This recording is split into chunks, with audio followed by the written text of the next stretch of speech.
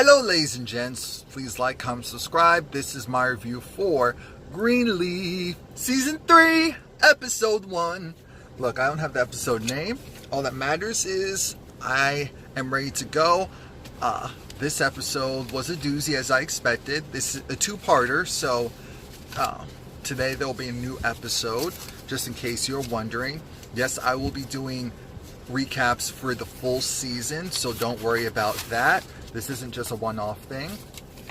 Now, since I don't have my TV in front of me, I don't have notes, we will be doing this off the dome. So if I miss anything, please leave a comment so we can further discuss. Thank you. We started off, though, with Bishop Greenleaf.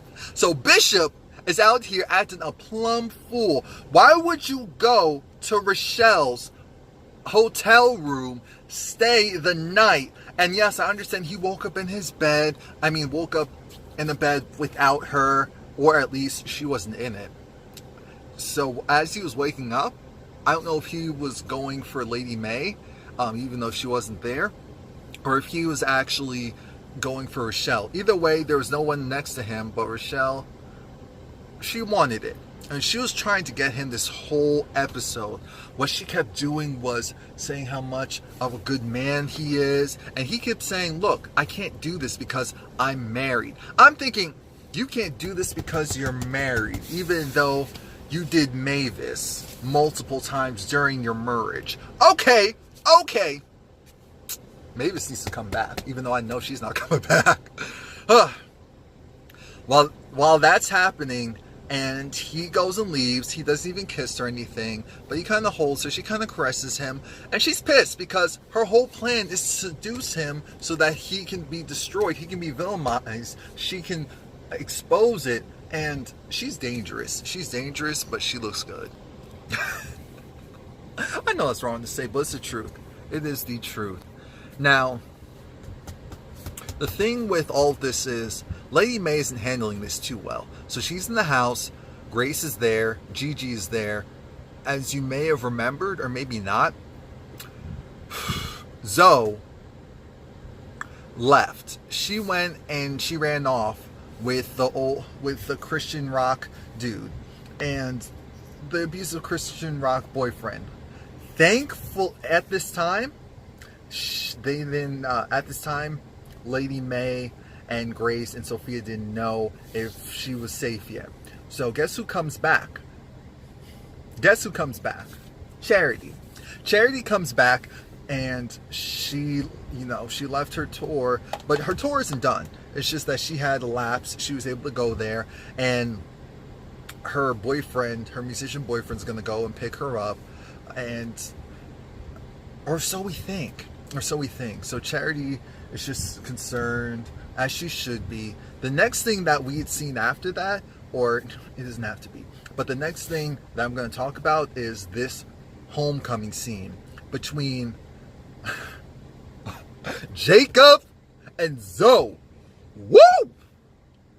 Jacob went off, and I loved every moment of it because what Zoe did was dangerous. She ran away with an abusive boyfriend, and she was trying to downplay it. She was almost trying to make it sound like it was his fault. So here he goes, talking to his daughter, letting her know, no, this is, what you're not going to do is make it seem like it's my fault. What you're not going to do is make it seem like it's your mother's fault. Make it seem like we're overreacting. He takes her phone, he pats her down to make sure she doesn't have any extra phones or any extra communication devices. He goes, takes her bag, and she goes in her room and she slams the door. And Carissa, of all people, is thinking, oh, well, I'm thinking, Carissa. Weren't you always telling Jacob needs to stop babying that girl? And now you're trying to be the good. I understand why she did it. I really do understand why she did it. But Zoe can't be trusted. We already know that Zoe is very See, that's the thing. They don't know how crafty she is. They don't know how sneaky she is. So I'll give it to them. They don't know. They just don't know. Pastor Greenleaf, he still has to attend church. Well, actually, we'll talk about I'm going to skip around a lot. Let's talk about the three kids talking. Charity, Jacob, and Grace talking about their parents. And Charity is complaining and she's crying about, oh my God, I'm going to be from a broken home. You're going to be from a broken home? That's what you're worried about? That's your biggest concern? That's your biggest grievance? You're complaining and upset about being from a broken home, not that your parents are having issues and trying to figure out where did this start. Now, they did eventually figure it out that, hey, maybe we're barking up the wrong tree. Maybe we need to focus more so on Grace. But what I don't like is everyone's trying to blame Grace as if she came back and now everything went to hell in a handbasket. And that's not the case. It's definitely not the case. Grace was just trying to live her best life. She was with a family that was pretty oppressive and certain states pretty judgmental. And so she had to go and leave. And so Grace wants Jacob to go and talk to Mom to go and try and smooth things over because, of course, Mama's boy.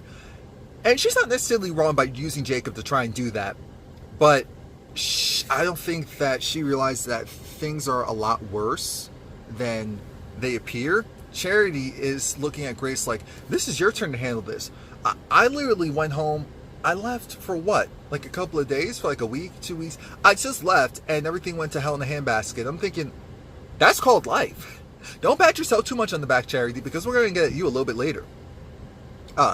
Actually, we can do all Charity stuff right now. So Charity's having issues with Kevin. Kevin, I guess he's working at that nonprofit place, and Kevin wants equal rights. Kevin actually wants his son to stay with him while Charity goes and tours, which makes a lot of sense. It's just that the son is young, so really shouldn't be separated from the mom as much. But he's not wrong with wanting to have more contact with his son. Charity is over it because she's looking at him like, man, I got pregnant, gave birth, and you were MIA because you were afraid, you were worried about your sexuality and dealing with that, and she still had to be a mom. She still had to be a parent. And you ran away from that. She looked at you like, wait, what's going on? And yet, she still was like, you're the father. You went MIA, and now you want to have the same type of level of respect and consideration that you would have received if it wasn't a situation of you left. You left. That's Charity's mantra. You left. My thing is, you're absolutely right, Charity. Have it with conditions, though.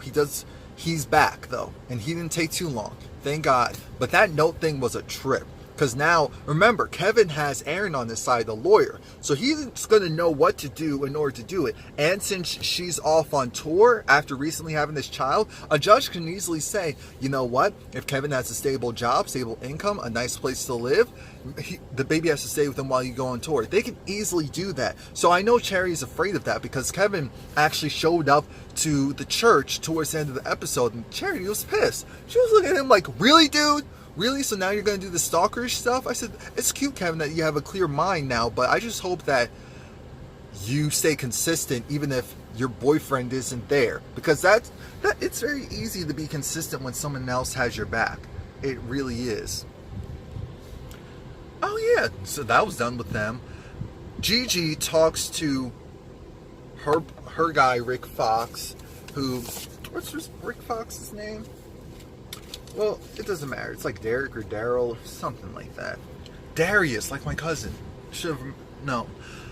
So Darius is talking to Gigi. Gigi's just kind of unloading on him. And Gigi, she thinks she's slick. So she's saying, well, can you come to church service? And Gigi wants support. She wants support, and she's using her family issues to try and get this guy who already told her that, hey, I'll support you with everything else except for having to go into that building because of how I feel. And Gigi, she tried to do a mind manipulation, but it didn't work. Not only it didn't work, it did backfire. And then she tried to backpedal like, oh, okay, it's okay.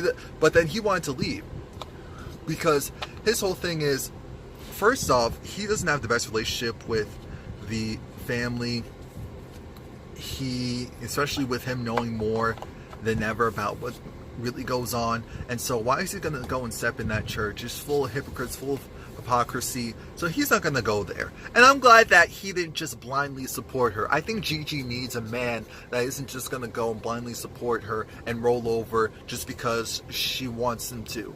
There's a lot of people who need more people like that in their lives. Now, while that's happening, mind you, so while that's happening, we have poor Jacob. Jacob, he's dealing with a lot of that Triumph Church. He's dealing with the fact that the accountant is smart. She's very smart. She's very aware that Jacob's other church is blowing through Triumph's money. Blowing through it. And so she's pissed because the board members, I'm sure they're really telling her to go and tell Jacob, here are the numbers, what are you doing? But Jacob's saying that he has the support of the board. Yes, it's a great initiative and it's a great look for the church for them to do that, the church without walls. But it's costing them so much money that you're going to put the main thing that brings in actual income into jeopardy. And Jacob doesn't want to hear that. Jacob's always been about, he wants to do whatever he wants, whenever he wants to do it, however he wants to do it. You would think that he was the baby of the family, how he acts sometimes. And I already knew that this was a plot. So here comes Skank's ex-wife. What's her name? Pastor Skank's ex-wife. Well, not really ex, because we know the truth. Yeah, Tasha's saying, you shouldn't let her talk to you like that. She's never talked to, Pastor Skanks like that in the past, so you need to go and do something about that. I'm thinking, why are you listening to Tasha? Listen to your own wife. Because Carissa's saying, maybe she has a point. Oh, well, when it's about you, yes, that's true, Jacob, but you have to look at the bigger picture. You're running an organization. That's what the church actually is, an organization. You can't just do whatever you want, whenever you want, and things will just work out. Come on now. Now, it was funny, the scene at home where Jacob he got a call from his father, he got a call from his mother, and he got a call from Gigi all at the same time. And that was a mess because the mom really wanted to go and say her side, the father really wanted to go and say his side, and Gigi was like, we need to meet up and really deal with the parent stuff. So I already talked about that earlier in the episode. But another thing regarding the parent stuff, Gigi sees for herself that, something is wrong here, because Rochelle goes to the church. Pastor Greenleaf, he goes into his office, and then Corinne told Rochelle he's preoccupied. Pastor Greenleaf opens his door. It's like, oh, come right on in. I said, this mother sucker, how could... Corinne's over it. So when Grace comes along, she said, oh, go right in. He's free. Grace opens the door, sees this weird, almost reaction exchange from Rochelle and Bishop. So, and then she looks back at Corinne, and Corinne looks like, looks like, got you, bet. And so that's when they go and leave. And that's when Grace put in her mind, oh, so this is the reason why mom and dad aren't on the same accord. Because when she was talking to her sibling, she was saying it was because of Mavis, which is true. It's true about Mavis and her cheating, her and Daddy cheating together. Everyone said, we knew that. No, but did you know that happened multiple times? Oh, yes. But then, and that's when they started to blame Grace, like, oh, well, you brought Mavis. Ooh, hold on. Because now Lady May, she doesn't want to go to church. Lady May, first time forever, she does not want to go to church. She can't fake the funk with her husband. And that's when she decides, I'll stay home. She does have an argument with Grace because she does blame Grace. She says, look, you brought Mavis back. You brought Mavis around. I'm thinking, wait a minute. So we're upset at Grace again because of the truth? Every time Grace is told the truth, people have gotten upset with her. Is Grace supposed to lie and steal and manipulate and scheme? Is that what you actually want from her? Is that what you actually want from your daughter? You're supposed to be a woman of God and that's what you want from your daughter? Is it? It gets on my nerves. And then, so we're in church and LeMay isn't there. She actually goes to Triumph. I was surprised. I'm thinking, why is the parking lot not filled? I'm thinking, where are the cars? But she goes to Triumph, and Jacob was preaching. And it was funny. What he was preaching, was it forgiveness and, watching out for others? He was talking to his daughter. He was directly talking to his daughter. Speaking of Zora, when they were praying, Zora was stealing money. So Zora can't be trusted. Zora, earlier on, had a conversation with Carissa, and Carissa was being nice only because she wanted her daughter to go and speak her mind. And that's when Zora said she was afraid for her father. She was afraid that her father was going to go to jail because when her father hit Isaiah, he could have, I think Isaiah is underage as well, regardless of the reason, he still could have been brought up on charges, so he ran away with Isaiah. And it was like, going on with Isaiah, there was just a lot going on. I'm thinking, so you're protecting your abuser, but you're coupling it as protecting your father. I understand it can be both, but it's not just one. It's not just one. And we're not stupid. Or at least I'm not. I know you're protecting Isaiah too. I know this whole thing isn't over yet. And the fact that you're stealing money, you're still being defiant, you're taking that money because you're trying to leave. You're trying to leave. You're just pretending to be nice so that, and being truthful and understanding so that your parents can, what do you call it? So that this whole thing of punishment and being grounded won't last as soon as it should. As it should. While Grace was at church and all the rest of them were at Calvary, so one of the board members said, "Oh, what happened to Lady May?" Grace said, "Oh, she was sick." 2 minutes later, after Charity was done singing, and Charity was over it. She did not want to have any contact with her father. I said, "Charity, get over it. Charity, get over it. Get over it." That's why people don't tell you anything, because you don't know how to handle stuff. Now, so after that was all done, then we saw Bishop said, "Oh, Lady May, she's out of town visiting family." Come on, Grace. Grace is not a good liar. She's never been a good liar. She's never been a good deceiver. And that's not a bad thing. But in this family, it is. In this family, it's a very bad thing. But back to Lady May. While Lady May was at Triumph, this is when Tasha goes and talks to Lady May, offers her some tea, and Lady May said, "Wait, is this what they have you doing nowadays?"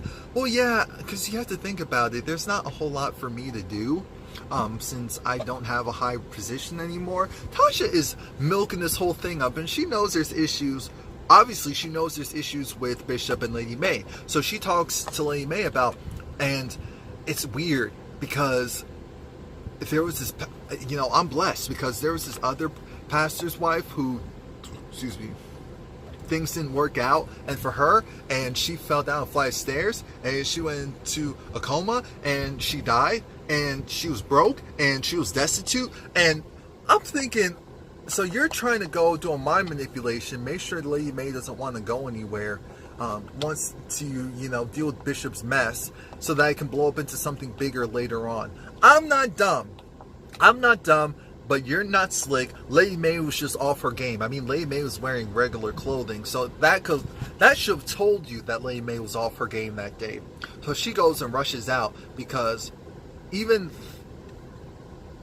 she just thought it was so humiliating, the position that Tasha was in, and just the status of what she was to where she is now. Lady May doesn't want to lose that. So Lady May later on, at the end of the episode, let's back up a little bit. Bishop is trying to go and smooth things over with Lady May sooner than they naturally would, because there's legal ramifications and issues regarding Lady May, the whole family, due to Bishop's taxes. Now, it did throw me off because shouldn't Bishop's stuff be tax exempt? I thought his Bishop stuff would be tax exempt, but from what I'm hearing that how it maybe Mac was handling the finances. Mac did a piss poor job, and he was also trying to go and get Bishop caught up. Now, Mac successfully did that because now Bishop is liable for, I think it was $2 million in back taxes, and he has to find a way to pay that. So special offering, who knows? Whatever it is, he needs to have a united front with his wife so that the church can continue to flourish, so that he can use that money or finagle it somehow into paying off his taxes. Again, all of this is so wrong and so messed up. But Lady May said she wasn't going to be a part of that. She's not going to put on a show. By the end of the episode, Bishop came to the house, and Lady May said, you can come and stay until the tax situation is handled. I cannot promise anything else after that. And he said, oh, okay. And now we see from the upcoming season that they're going to put on the biggest show, and it's going to be a mess. Tasha Skanks is going to go and try to get Jacob for herself. Bishop. Oh, we did see that Tasha was with Rochelle, and they were picking out lingerie because Rochelle's like, dang it, I thought I almost had him. So she's looking at lingerie and bustiers to excite him. I'm thinking, I think he might be scared if it's too much excitement. It's been a while. So we'll see. Grace is in the crossroads because as much things have changed, nothing much has changed. Because everyone still looks at her kind of like the enemy, whether they're saying it or not, because everything is still her fault. I'm sure a lot of you know how that is. Jacob needs to watch out because his daughter's going to get into some mess. I guess little Sophia's going to be brought into that mess. It's just a lot. The family's going to be tested in the ways they've never been tested before. So that's all that I remember. Please like, comment, subscribe. Let me know if there's anything else that I missed, and come back tomorrow because my video will be up tomorrow.